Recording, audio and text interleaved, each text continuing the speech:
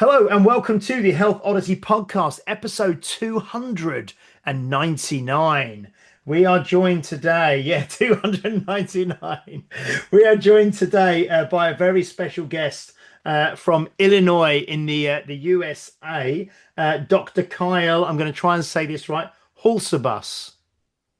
Near enough, near enough. Hulsebus, yeah.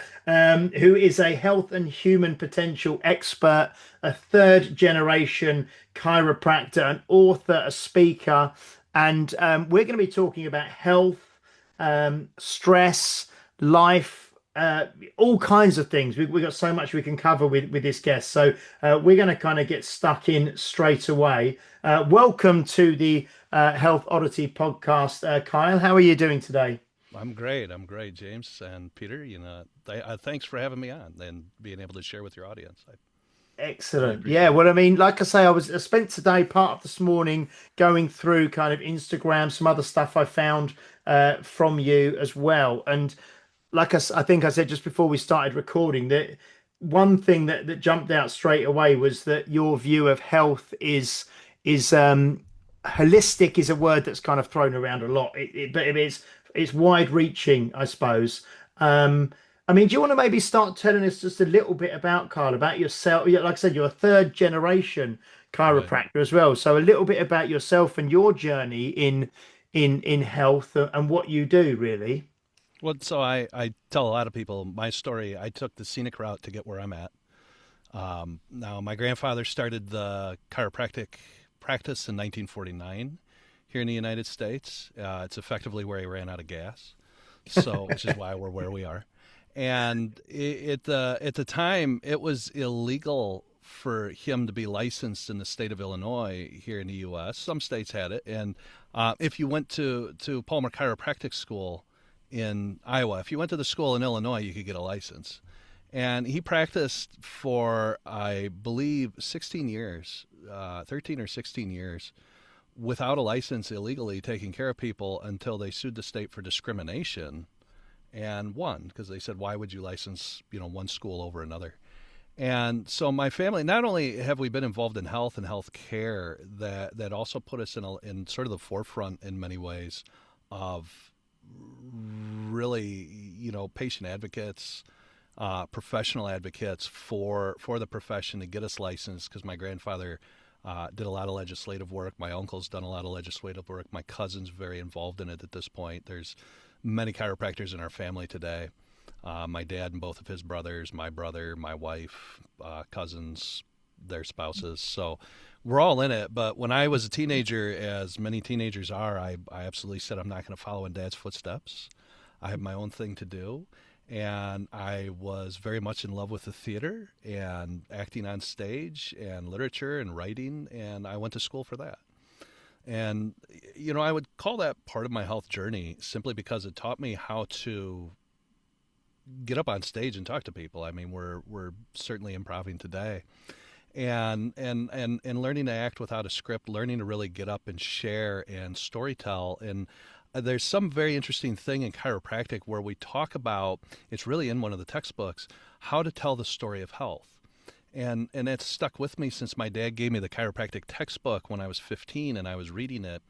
And these little things have kind of gone on. And the other piece of that is my dad, my uncle, they have postgraduate degrees in chiropractic philosophy. And so I've had this philosophical sort of mindset and sort of input into my life since I was very young. And then I've studied philosophers and gone around the wheel on many, many different disciplines and first principles and things. So jumping into the theater, I had that. Studying English literature, I had that. I've turned that into a study of language. I've turned that into studying many different disciplines in many different areas. I've been overseas. I've traveled around the world. I left the theater. I wanted to be a professional writer. I've done freelancing. I've written novels. I haven't published any. But it's many people, short stories, articles for travel. I've done copywriting. I've done freelance writing. Traveled around the continent in Europe and all through the UK.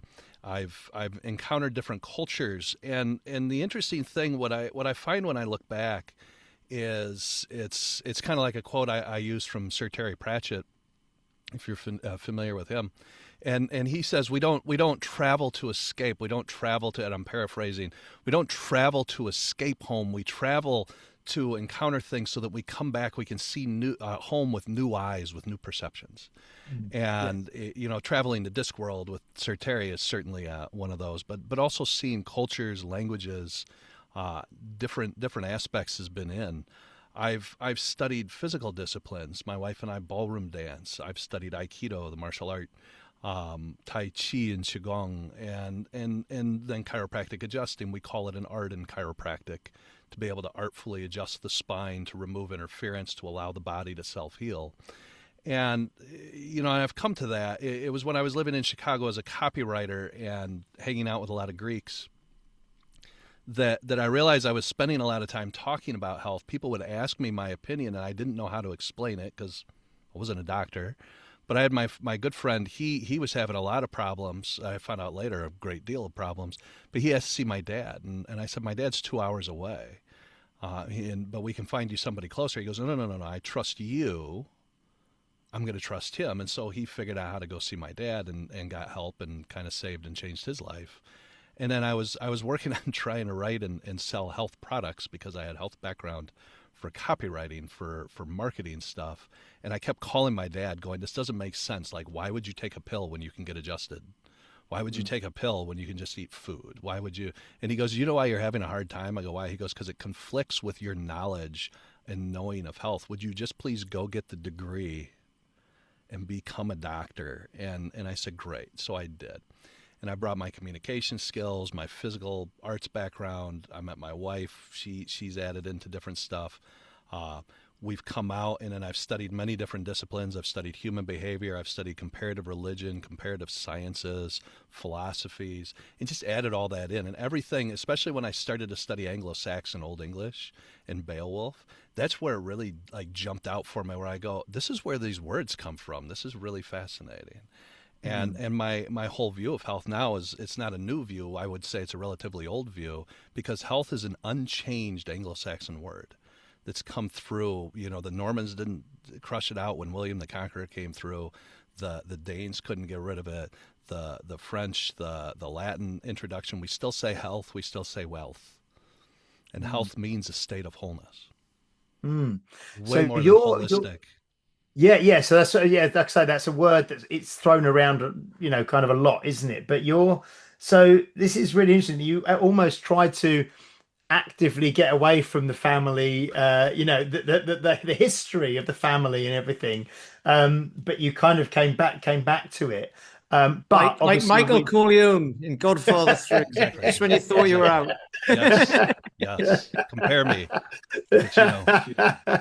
But, but obviously you came to it, like you say, with all of this other wealth of experience and traveling and all these other flavors and the art and all of that kind of thing that you said. So, I mean, can you just tell us, because I know that chiropractic it is very well established in America and is a bit in the UK. We do have chiropractors here, but we also have physiotherapists and osteopaths, and it kind of, everyone gets kind of lumped into one kind of I suppose the same kind of bucket, if you like. So traditional kind of chiropractic, if there's such a thing, like you said, your grandfather was teaching this or practicing this from like the 1940s. I mean, can you just for a couple of minutes just tell us what the actual history is of traditional chiropractic and the kind of philosophy behind that? Is that possible?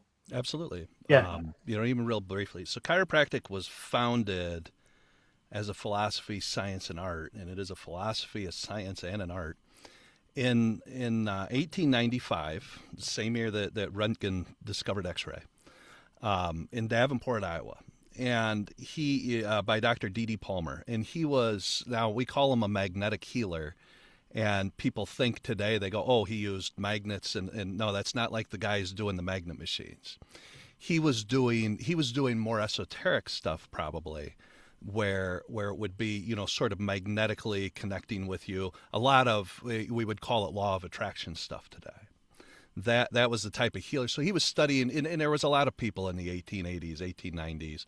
That's when stills had started osteopathy, and which got swallowed up by medicine. But what Dr. Palmer was trying to find was the cause of all disease of mankind, and he was looking at what they called tone, not in a musical sense, but more, think tones in your muscle. And he was looking at tones in the body and nerves. And R. Buckminster Fuller, the philosopher and scientist from who was actually in Carbondale, Illinois, a lot of his philosophy actually melds very well with chiropractic and is used by chiropractors. I've utilized it, his tensegrity structure.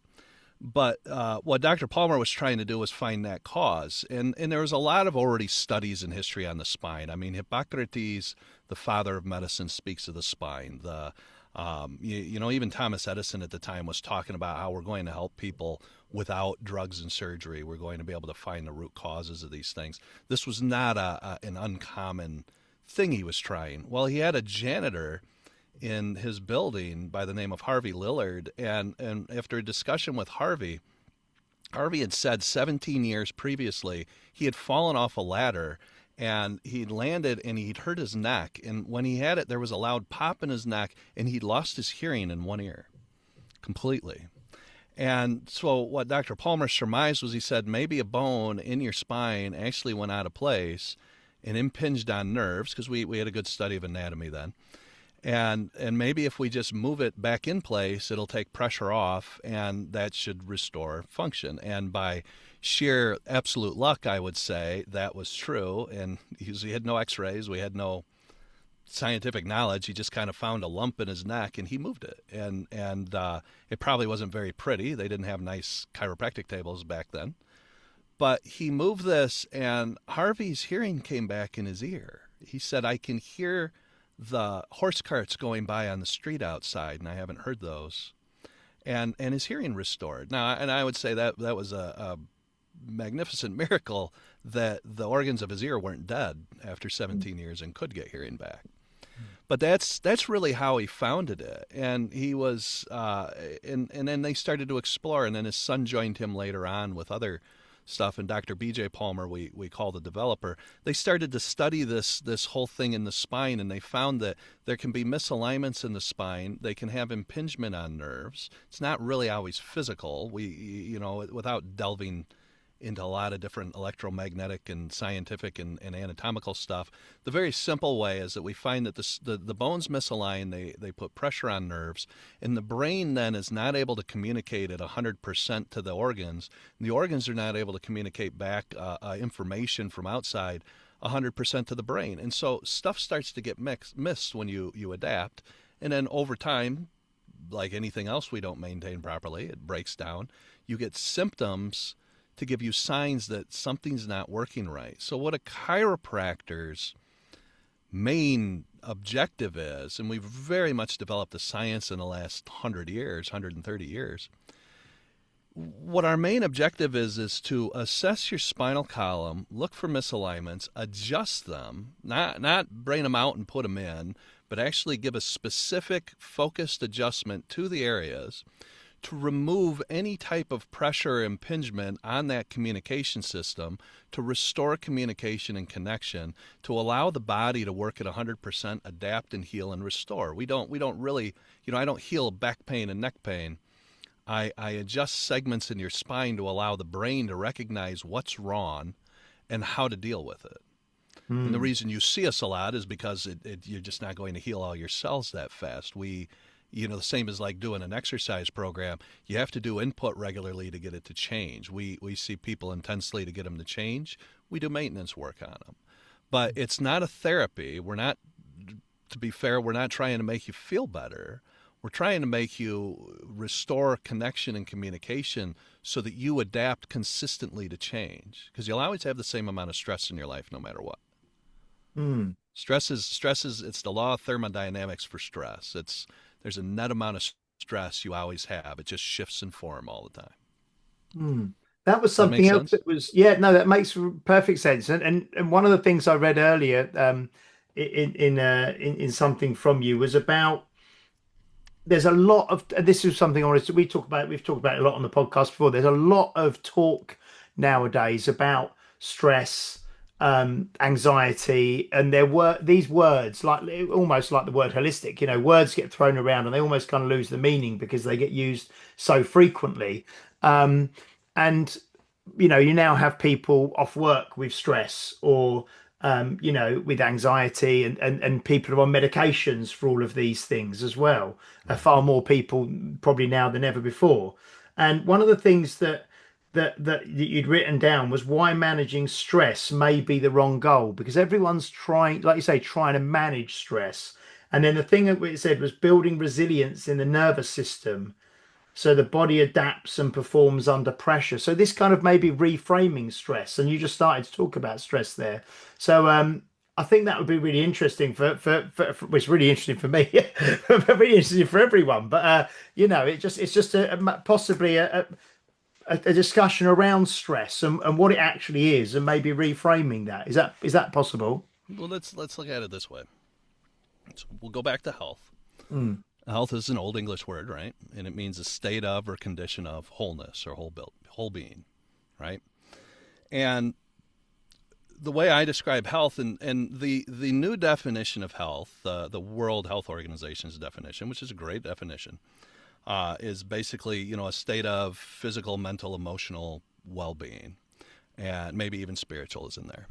And that's lovely. And the original definition that actually was in Merriam-Webster, you can find it still if you hunt on the internet, was a state of wholeness in which all the organs of the body function together at 100% of the time.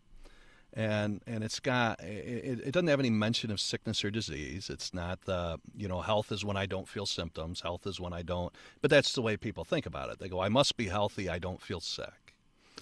But really that's got nothing to do with it. As I tell a lot of new parents, I go, your child got a fever and had a little digestive stuff when they began teething, because that's what the body needs to do, is raise the temperature. It's going to have a break in the immune system. It's already preparing.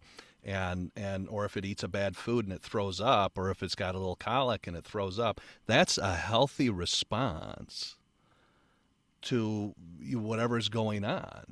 But we don't look at that. We go, oh, symptoms bad, no symptoms good. And then you find out, the guy that runs a marathon and he does great, and he's like, oh, he's so healthy, and then he drops dead because his heart stops. And you go, wait a second, but he was so healthy. So I say what health really is it's a state where you have cycles. All the body works in cycles. I say women usually know this better than men. But everybody goes through different cycles and ups and downs. And health is a state where you go through cycles of ease to dis-ease and back to ease. And we go through these things. And I forget I think it was a comedian that had the quote, something along the lines of, if you ever wake up in the morning and you don't have any problems, you better get on your knees and pray for one. Otherwise it means you just died. And so we're always going to go through these different things. Now, so health is very much a neutral term than of it's a state of wholeness. It's a state of we're just adapting to everything. You're going to have times where you feel overwhelmed. You're going to feel times where you don't. Might even be under the same thing. So stress is interesting, because now we talk about, so first you hear about how bad stress is. It's going to stress you. You don't want to be stressed out. You have a stress fracture if it gets too much, right? So then when you start to really study into it, you go, well, really, there's two types of stress. You have eustress, EU stress, and you have distress, right? Well, she's in distress. But instead, we're going to have eustress. And you go, eustress, what is eustress? Well, that's good stress. So we talk about we can get weighed down by gravity, and you start to give over time. We all shrink a little bit. Chiropractors are trying to help you keep adapting so you don't shrink. And so we go, well, so that can put you into distress. But at the same time, if I send you to the space station and you have no gravity for a year, as some of these cosmonauts and astronauts find out, you can go into distress. Lack of gravity can be a bad thing, because gravity actually keeps your bones healthy. You can start to get osteoporosis with it. Look at all the different problems that astronauts get in the rehab they go through when they return to Earth. Even these guys on Artemis, they were only gone for 10, 12 days. Their body, was exposed to radiation. It was lack of gravitation. It didn't have an electromagnetic shield protecting it as well. as the Earth's going to provide, and so they have a lack of stress is stressful. So we changed your stress. We just transformed it. It's still stress. They didn't lose it by leaving Earth. So we look at that, and I really look at it and I go, well, that's interesting, because what the human brain and society seems to want to do is we go, okay, well, Doc, what's the good stress and what's the bad stress? What do I want to find and what do I want to avoid? And I go, none of it, because it can go either way depending on how you're looking at it. It's that whole, which side of the coin are we looking at today? And because what can be you stress can be your distress. What was the old thing? One man's junk is another man's treasure. It's the same idea. So stress really doesn't have a good and a bad. Stress is just stress. It's just stress. And I was just going to say there's a book called The Comfort Crisis, which I read. A guy called Michael Easter wrote it, but that's about how we've got ourselves very comfortable. So what? Right. From my understanding, that from what you've just said is right. Well, you can be, you can have yourself under some stress, lift weights and like all these sorts of things for physical stress. And put yourself in difficult situations, not ones that are going to destroy you, but difficult situations to raise your resilience. And that makes me think, because I've always used the example, if you just sit in a comfortable chair, the most comfortable chair you can find, and just sit there and don't move, you'll end up aching and you'll have to move because it's not comfortable anymore. It's only comfortable for a certain amount of time. And I think that's what's happening. I think that's what's happening around the world, is people are just getting more and more comfortable, aren't they? And then when you actually do get something that challenges you don't know what to do. You just shut down. Yeah. We saw a great demonstration of that about 6 years ago. Yeah. The world, right? Yeah. And that was a big challenge. I was like, what are you? and really look at that without, I don't want to dive into it, but, when you really look back at where you were at that time and go, wow, there were people that reacted this way and there were ones that went this way. And it was all, how are we adapting? So, because what I helped with during the entire pandemic was, how can I help you be healthier so you can deal with what's going on? And because to me it was just, how are we adapting to it? How are you perceiving it, and how are you dealing with it? And the comfortable thing is great. You listen to enough coaches. We get them certainly when we're even doing business coaching. They go, you got to get out of your comfort zone, because you're not going to grow while you're comfortable. If you take your toddler that's trying to learn to walk, and you see them keep falling down, and you go, oh, we don't want them to fall, I'll keep holding them, they're not going to learn to walk. If you don't give them that challenge, if you don't allow them to fall and get up and learn balance, if you don't let a kid trying to learn to ride a bicycle the first time or a skateboard fall, they're never going to learn to balance on it. And it's that idea in business where, are there really failures, or are there just learning experiences? SpaceX has been doing that very voyeuristically, I guess, with the Starship, because they go, all right, we had our 9th explosion, but we got farther, we learned more. They're certainly trying to get out of their comfort zone. Mm. So, that idea then of stress, is stress a hindrance? Is stress something great? No, stress is simply stress. It's something that exists. So it's more, how are you adapting to it physically, and how are you actually perceiving it mentally, emotionally, spiritually, in your value system and all that. Because all stress can go either way. If I find what's stressful to you, Peter, and you're going, well, yeah, I start to get, a little antsy, or I think I'm a little worn out, I'm going to go, well, why? Why is it not important to you? How is it actually serving you? And you might sit down and you find a bunch of different ways, and your brain goes, yeah, see, buddy, this is helping us grow. Let's go do more of it. And you'll go, oh, that's interesting. Because you won't call something stressful that you love being challenged by. Yeah, I think, was it you, Pete, who said, well, we had someone on before and said that in some ways some people reframe like fear or stress as excitement, was it you? We've spoken about that was from a YouTube clip I saw with a lady called Kelly McConigal, who said, yeah, basically the very fact that you think stress is stressful can kill you, whereas if you think it's exciting, it makes your arteries either close up or dilate, depending on whether it's stress or excitement. And if they open up with excitement, that's still stress, like you were just saying. So that'll be eustress, I suppose. Sure. And then it's excitement. So some people bring on those challenges, don't they? But what I've also said in the past as well is when you talk about getting out of your comfort zone, there's obviously nuance to that, because some people go, right, I'm going to go and run a marathon, or I'm going to climb Everest, where the comfort zone is like this big. So what they need to do is just go out here and go for a walk or something like that. So yeah. Well, that's and that's my 40 over 40. So the 40 tips that I have in there is when we're putting them together, they go, no, you gotta, you should be doing half hour. And I go, no, I'm going to do 4 minutes. I'm on these things, and I want to make them very, very simple to do, because it's hard to get out of that comfort for people. It's a routine. It's a protection. And some people go, I want to do it, but I don't. You go to the gym and everybody's going, all right, good, we're going to be in the Ironman in 3 months, and you go, well, hold on, I'm going back home to my bed. But some people say, I want to take control of myself physically, and I'm going to go, great. I want to teach you to breathe. Just take some deep breaths. Just get in touch with your body. Worry about that. Don't worry about anything else. You know what? Next week we'll talk about walking. Next week we can talk about doing weird exercise and that. And I wanted to give things that way outside what anybody else was giving for health, because health is not physical. It's a state of whole being. It's not your body is doing good. The definition I gave worked on the body, but that's parts and function. I can put that anywhere.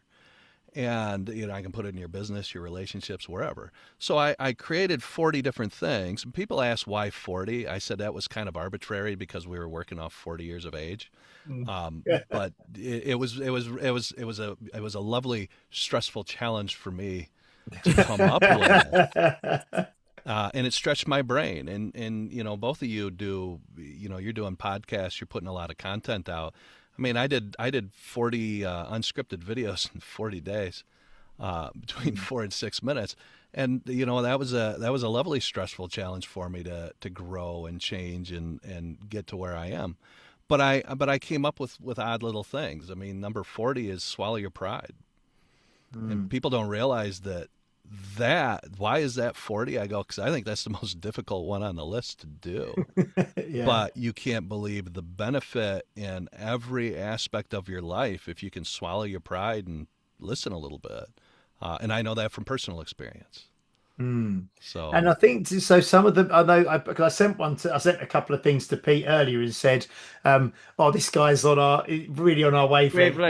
This, and I sent the one, and you just said, and it was something like, I'll have a look now. People underestimate the power of just getting outside for 5 minutes, or something like that, And it's so and things like that are what people need. I did a video the other day where I said, I think it was it was in the UK, but it's similar stats in America. I think 1 in 5 people in the UK is a member of a gym or health club or something like that. But when you look at people over 50, it goes down to 1 in 10, and people over 65, it's even less. It's about a third less than that. So it doesn't need to be in a gym, but if you're doing something that you're trying to actually improve yourself in some way, or you're consciously trying to improve your health or your well-being or your fitness or whatever, then you're already in the minority, and people try to, like you say, maybe like Pete said, I'm going to step out of my comfort zone. I'm going to do an Ironman or run a marathon. But one of the things on there as well is turn off your phone, which I think is which most people would find really hard to do. So it's. I mean, the technology nowadays. We talk about this a lot as well, and you said about getting outside, just that embracing nature, or what's your kind of philosophy or views around? Where are you based? Are you in a city where you are, or are you in a suburb? I'm slightly rural. I'm 2 hours from the city of Chicago.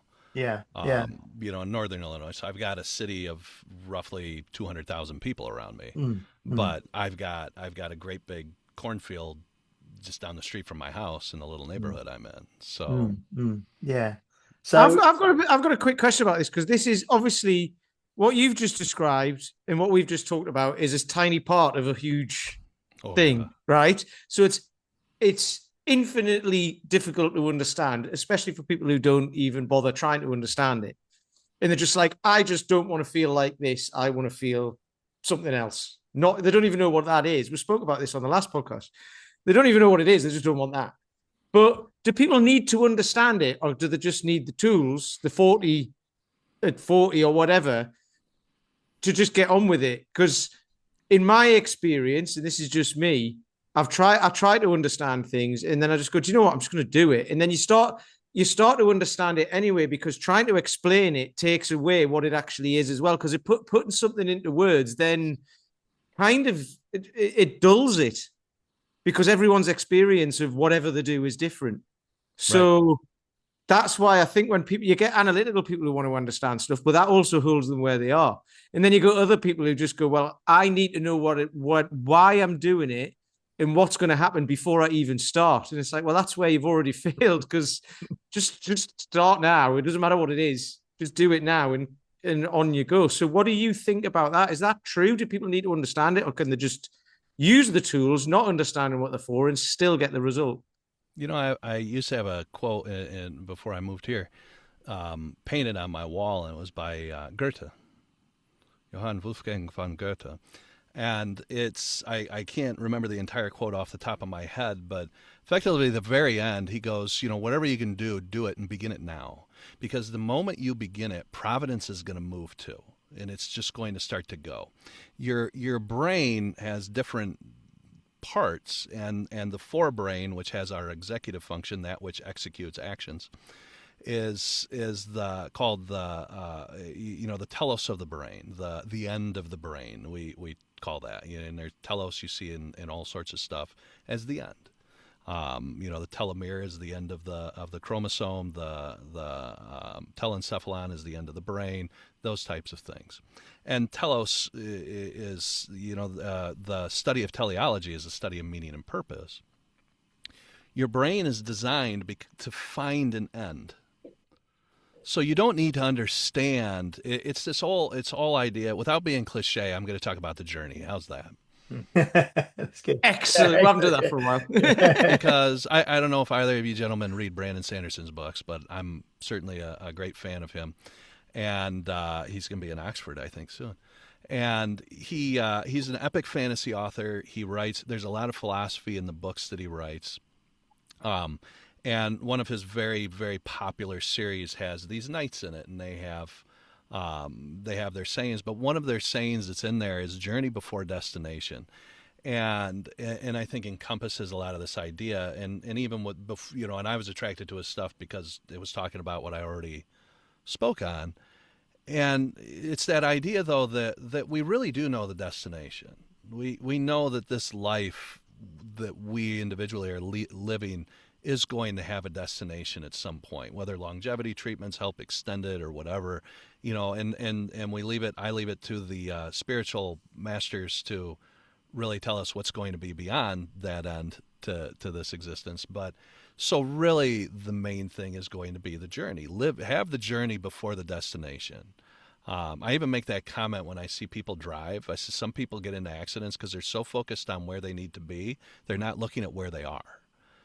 And that applies in our life. So, rather than and I agree with you, Peter, because rather than sit down and go, okay, I need to know why I'm going to go here. I need to know how it's going to do this. I know how it's going to affect this. I want to know the mechanics behind it. Now, knowing the mechanics for specific individuals, I might go, oh, that's very cool. I can't wait to do it.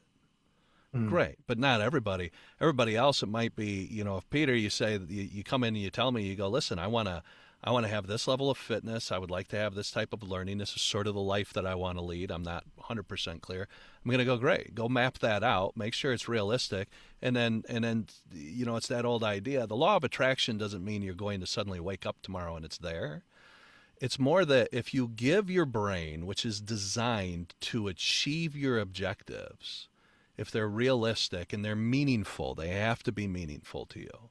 If it's that's why New Year's resolutions fail. They're not really meaningful. It's like, oh, I'm going to make the list when I'm wasted with my other friends, and we'll see how we do on the first.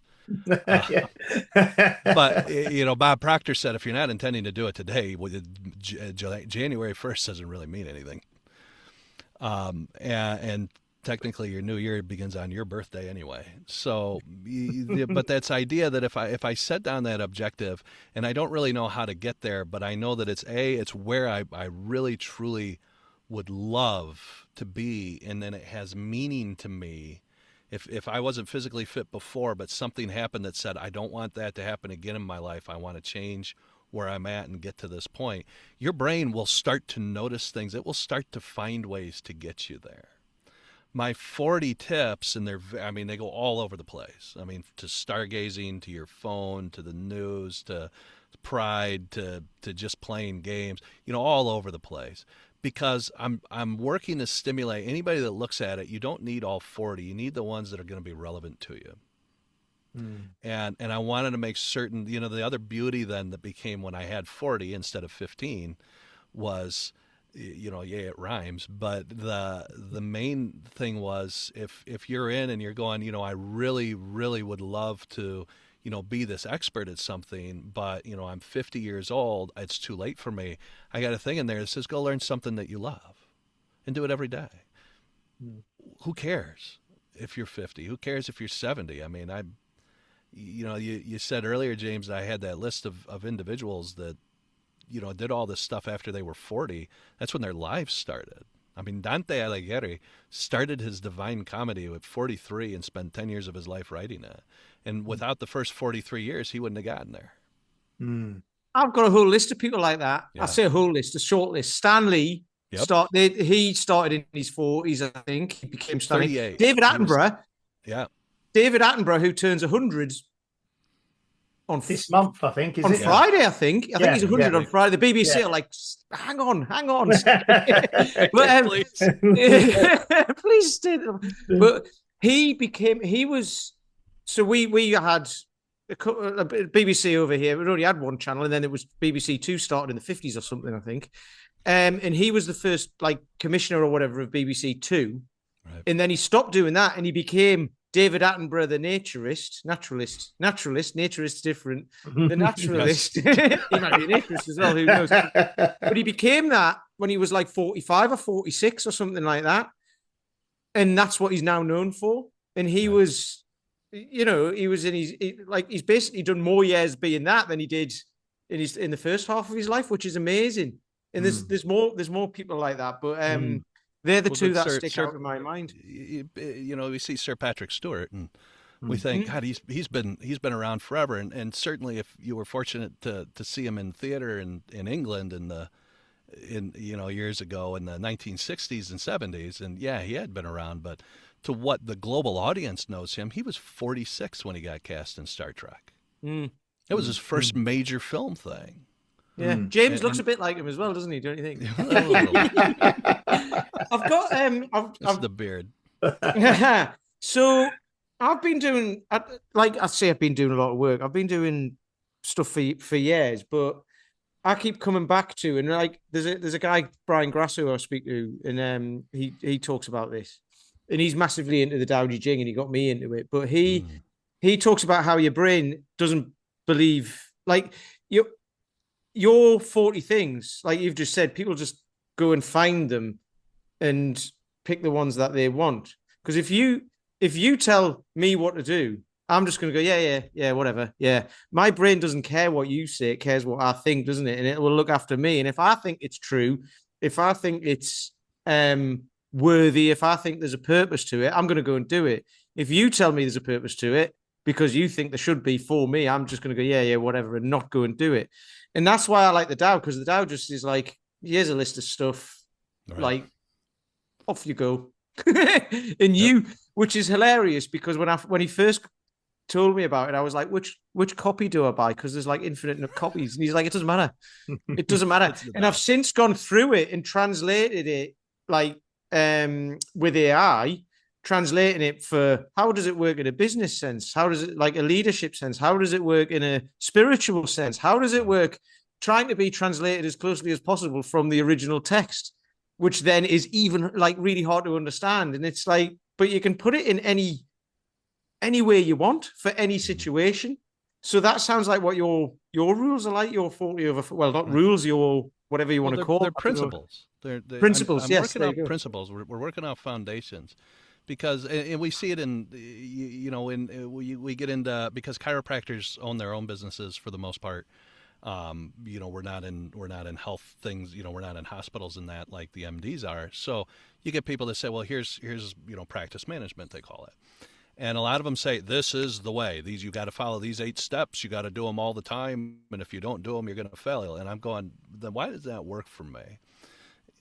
Because, like you were saying that you got out of the other book or from one of the other guests that you had on, what works for me can't work for you, because you're not me. You're you.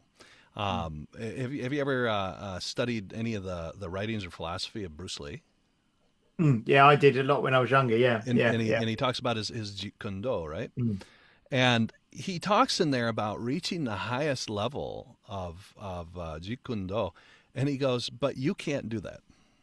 Only I can do that, because I'm Bruce Lee, and this is my highest level. If you're going to reach your highest level, it's going to be your version of the Jeet Kune Do, because you can't be me. If you try to follow my path, you're going to hit a plateau. You're going to fall."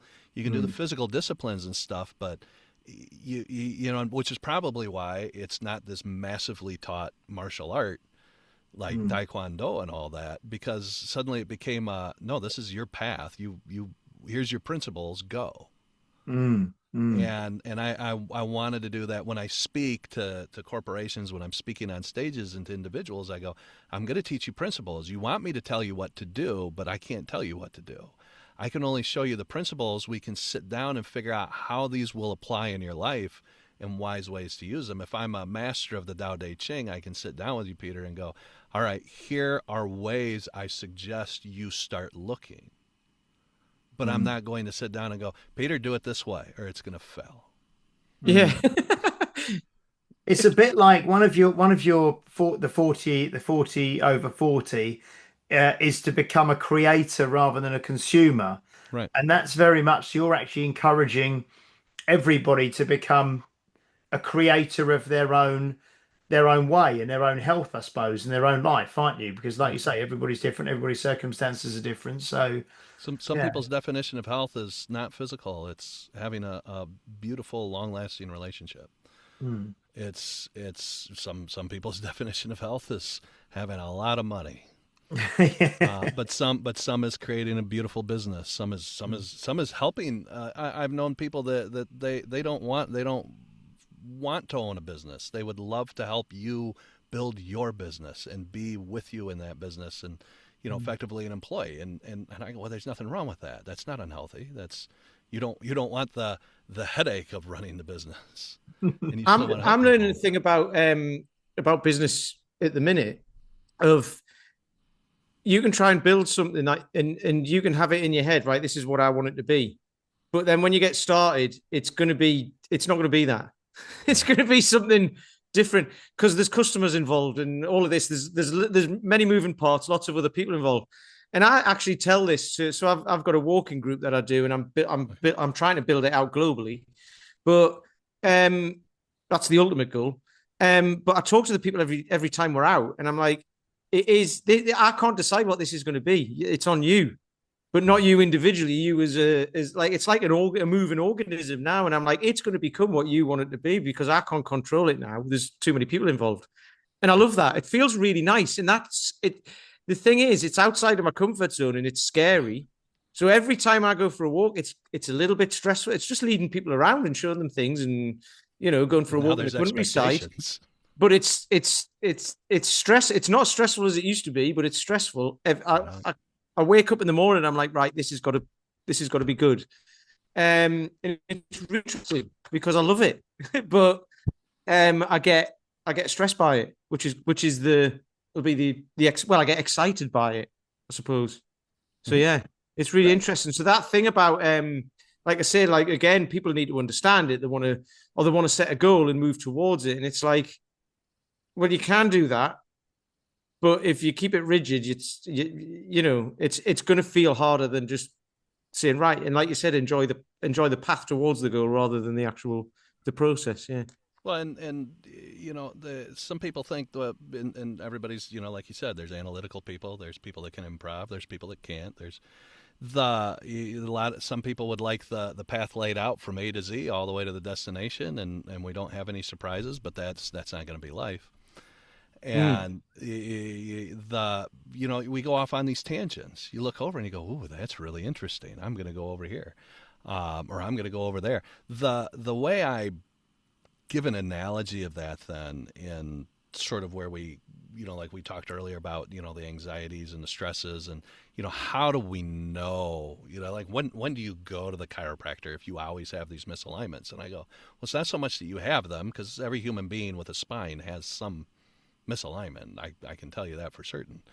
And it's more a matter of, are they getting so far gone over here that now we're having all these symptoms, stuff is interrupting your journey, or it's really giving you a feedback to say, we're going the wrong way. You started to wind way off the path. Let's start to wend our way a different direction. And you may go the other side. The path is not stray.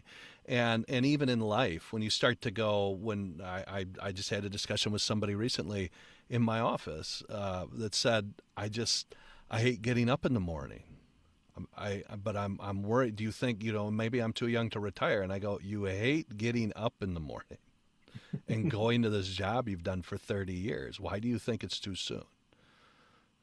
I go, yeah, there's probably some wise plans you want to put into place before you jump into that. You don't want to walk in tomorrow and go, I'm done.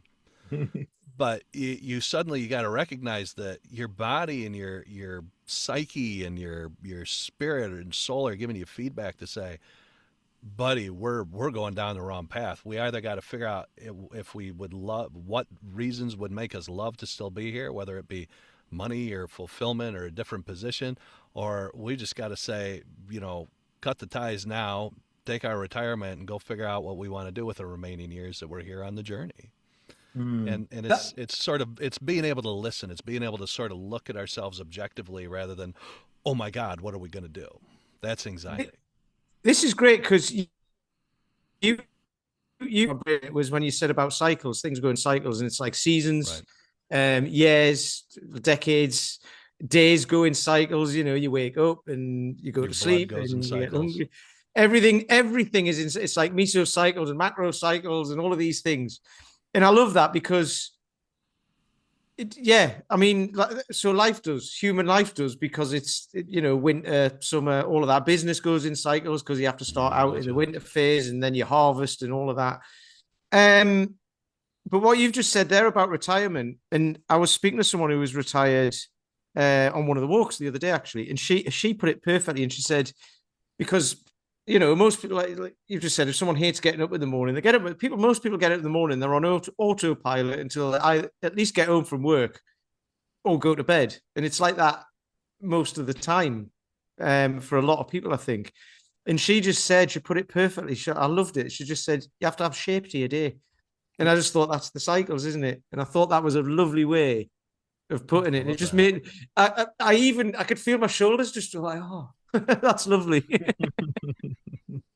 Can I ask, Carl? There's one of the things that I read as well earlier, and it kind of would be a nice place to go now, I think, if it's okay, because Pete's mentioned it, and we're starting to talk about getting a bit older, and we've mentioned retirement and things. But one of the things that is why purpose may be the missing health metric, and why purpose is so important for people's health and longevity. Because like you say, the guy who said, or guy or lady, I don't know who it was, who said, I just hate getting up in the morning and going to this job. Obviously there's no real purpose there apart from going to work and paying the bills potentially and earning money. But yeah, what's your kind of thoughts around the importance of purpose? I mean, we've spoke many times, haven't we, Pete, about Viktor Frankl and Man's Search for Meaning and things like that. Yeah. So, but yeah, what's this is interesting though, how viewing purpose as a health metric. I think that was really interesting as well. Well, it's so that what I asked this individual was, okay, well, what are you going to do? And the answer was, I don't know. And I go, well, you be wise to figure out what you want to know. Because as we said earlier, the brain is a telos-seeking organ. It's trying to find purpose and meaning in everything. So and I can get a little, I have an odd sense of humor, so I will get a little morbidly humorous with some people. And I go, yeah, it's more, if you give your brain no direction to go, then it will not continue to keep this physical being that you're in working coordination. It'll just start to let it go, because it'll say, well, there's no real reason to maintain this anymore. Let's let it fall apart. I think it was at one time the average lifespan after retirement was about 18 months, because in the average lifespan at least in the U.S. in a nursing home is about 18 months. Once they put you in there, it's like, all right, we're just going to wait the next year and a half for you to finally fall apart, and we put you in the ground. I go, so if you're not going to have a purpose after retirement, if it's, boy, I just want to lay around and do nothing. I go, in cemeteries, they lay around all day. Just remember that. And nobody complains, but they're not very healthy. I can tell you that much. Right, exactly. So, and it just makes it stick in your head. So I ask people, I go, what do you plan to do? And people that don't know, or they say, well, I just, maybe I'll take up golf, or maybe I'll just hang out with my buddies. And, my grandfather had, every Friday, all the retired guys would get together and have breakfast. And then my grandma and he started to dance, and they had a purpose in their grandchildren. They had a purpose in their social life, and lived well into their 80s before all the problems started to show up, and, whether that was physical limitations or what. But if you don't have that purpose, your body has no reason to keep you going. And I have seen some bizarre health things show up in people after they retire, where they're going, I've never had a problem like this. And I go, yeah, because your body's trying to say, well, we're not going to use it anymore. and so it's catching up, because you're not just pushing your body hard every day, and finally it's got time to repair. But it's having that purpose, meaning and purpose. Viktor Frankl found it when he said in there, he goes, there had to be some meaning in this. Based on my spiritual path, there's meaning in everything, because God is in everything. You see that in the Tao Te Ching, you see it in Buddhism, you see it in Zoroastrianism, certainly Christianity, Judaism, Islam has it spoken of in there, that Allah, that God put all this meaning into everything, that there are no mistakes type of thing. And when you can start to look at things and go, all right, how did this challenge serve me? How is this not a mistake, but more a way to bring me to more awareness, spiritually, mentally, physically, vocationally, whichever angle we're going to go down. When you can answer that and go, okay, I can be grateful that happened. And trust me, if Viktor Frankl can do this in Auschwitz, yep. Nobody can tell me they don't have the strength. Because that I think was a test of an ability to find gratitude in things beyond many people that have lived in the last century or so. There was a lot of that. But I read the old philosophers, Giordano Bruno, that was burned for his beliefs by the Inquisition. He wouldn't back down. He goes, hey, you do whatever you want to me. There's meaning and purpose in my life, and even if you burn me, that's going to persist, which was true. So purpose. Losing purpose is, that's the great killer of humankind. When you don't see it, and there's people that don't even realize they're living their purpose. They just keep going. I would love to sit down and interview people that are over 100, and just say, what gets you up in the morning? Not what what are you eating? What do you? Because everybody's trying to find the secret, aren't they? Do you do the right exercise? Do you do the right food? Did you do this? And I did a talk on this. You'll get a kick out of this. I had a list of people that had lived the longest, and somebody interviewed each one, and they said, what do you think was the secret? And there was a lady on there, and I think she lived to be like 108 or 109. And she goes, well, I started smoking when I was 16. And I've smoked 2 packs a day ever since. I think that's why I've lived so long. Yeah. I go, I can't argue with that. You understand? We've said this before on the podcast. I think it was probably me, because it's come straight into my head. That I said, like, whenever they interview people who are over 100, it's never about like, oh, I did stretches in the morning. It's always like, oh, it's a glass of whiskey at like 4 o'clock in the afternoon or something like that every day. It's always, and they just let themselves be happy. That's what it seems to be. Well, they're fulfilled. Yeah, they're fulfilled. And I mean, I just had a member of our practice passed away recently, and I remember talking to his granddaughter and talking to his family, and even talking to him, and he goes, "It's not up to me when I go. I'm just here to live." He goes, so, he wasn't afraid to pass. He wasn't afraid to die. There's so many people going, oh God, what do I got to do to, he just goes, I'm here to live my life. And when Jesus is ready to take me, I'm going. And he lived through many things he probably shouldn't have, but in the end, he wasn't really stressed about it. and that could be part of it too, is they looked at it and said, well, this isn't stressful. This is just life. Yeah. And I'm here to live my life, and whether you're fulfilling a purpose that you've set beyond you, if you deliberately do that, or I had the oldest patient we ever had in our office in my lifetime anyway, and tenure there has been 104 when she passed away. And and I had a conversation with her. I was curious. I said, how do you do financially at when she was 101? I said, how do you do financially at 101? And she goes, well, when I was 33, I figured I might live to be 110. So I started a financial plan to live to be 110. And I go, great. She goes, so I never really worried about it.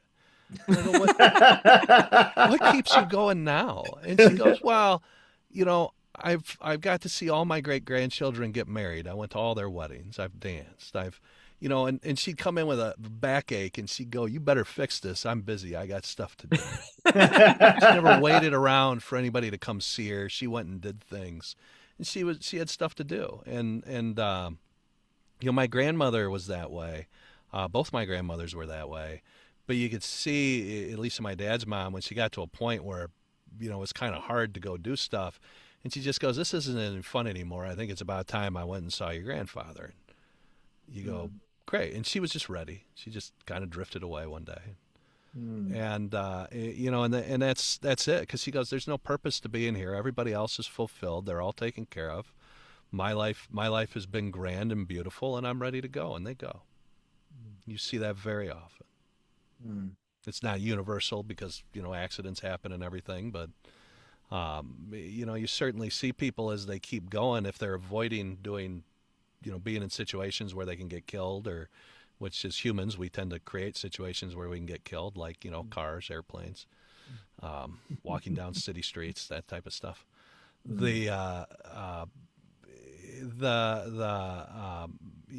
the most part, these people that keep going and going, they have great fulfillment. And there's no modern day, everybody only lived to be 35 in the 1500s. I go, that's not true. That they had a high infant mortality rate, which skewed your numbers for the most part. But I mean, even Plato, back in ancient Greece, he was 80 when he died. So Crates probably would have lived longer if he hadn't, just been condemned and decided to go poison himself. Aristotle lived a long time. You go look at a lot of the famous figures through history, and you start to realize that, I mean, hell, Louis XIV of France ruled France for like 76 years. Yeah. I mean, and that was not because he had, he had advantages, sure, but that's not because he was eating the right foods. I mean, they didn't bathe because they were afraid of water because they thought it spread the plague. So, he didn't have the cleanliness habits we had. He just had such a driving force of purpose, I imagine, that just he kept going. I don't think he could have stopped them at that point. So, when I study history, I've been reading Will Durant's Story of Civilization. I see these stories of individuals, and I go, wow, this isn't a fluke that we're living longer. It's more that we finally figured out how to make sure the kids survive. Yeah, because like you said, that just skews the average, doesn't it? Right. When you've got so many people not living past like 3 years old or something, Exactly. and getting killed when they're young by animals and whatever, whatever else used to We go wouldn't on. have made progress if people only lived to Yeah. be in their 30s. I mean, you Yeah. wouldn't have been able to build anything. Yeah. No, this is great. Honestly, this has been so interesting, Kyle. It's been fantastic. If people want to get hold of your 40 over 40, where's the best place for people to go? Because I've started following you on Instagram today, but I don't know where you're most active and where people, where you'd like us to send people, really. Well, you can actually buy, you can purchase the series. We don't have it 100% ready to go, but you can definitely get on the list, and any early birds get a discount anyway. It's 40over40.com. That's 40over40.com. You can get on there, and I'd also invite anybody. Certainly the Instagram you can do. But I love to use my YouTube station, and that's at Dr. Kyle Hulsebus is the YouTube. But we've got lots of different inspiring videos that we put on there. In fact, if you go to 40over40.com and toss your email in, we've got a couple of free fun little downloads on there. I've got 7 signs that you're really living off your purpose, so you can get on. And as a bonus, as soon as we send that to you, we're also going to give you 40 inspiring insights from individuals after 40. And that's actually, I don't think I have David Attenborough on there, but I should add him. Yeah, And, no, that's brilliant. That's been fantastic. And for you, I think, is it around midday for you at the moment, or 1 o'clock now? Yeah. So what's your plans for the rest of the day? Do you still practice? You still have your practice, your chiropractic and things that I actually left a little early to meet the two of you.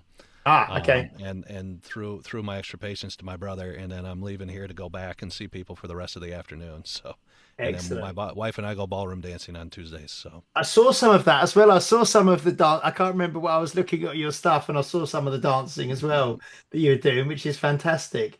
And it's great because we've got a friend of the show, Dan John, coming back on in a couple of, I think maybe next week, and he's nearly 70 now, I think, but he's doing a lot of ballroom dancing, and his big thing for is being able to dance at all of his grandchildren's weddings. We were talking about purpose and things, and he's also studied Beowulf quite massively in depth. Yeah.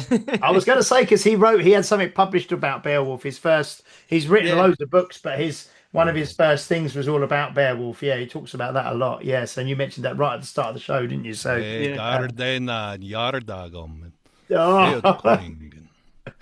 I will have to say, for you to see.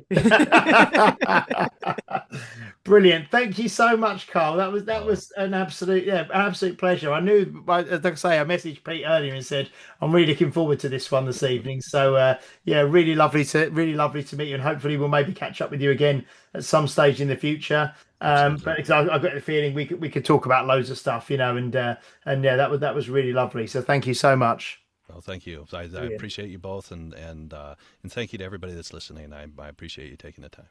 Brilliant. Thank you so much, everybody, for watching or listening. Please do like, share, subscribe, leave a review if you're watching or listening on a platform that allows you to do so, especially Apple Podcasts, and do give us a subscribe on YouTube as well. We will be back next week with episode 300. So, we've reached a big 300 milestone there. So we'll see you then. Thank you so much, Kyle. Brilliant. And thank you so much, Mr. Peter Lant. Thank you. They both nodded. They both nodded. And we'll see you next week. Okay. Bye-bye.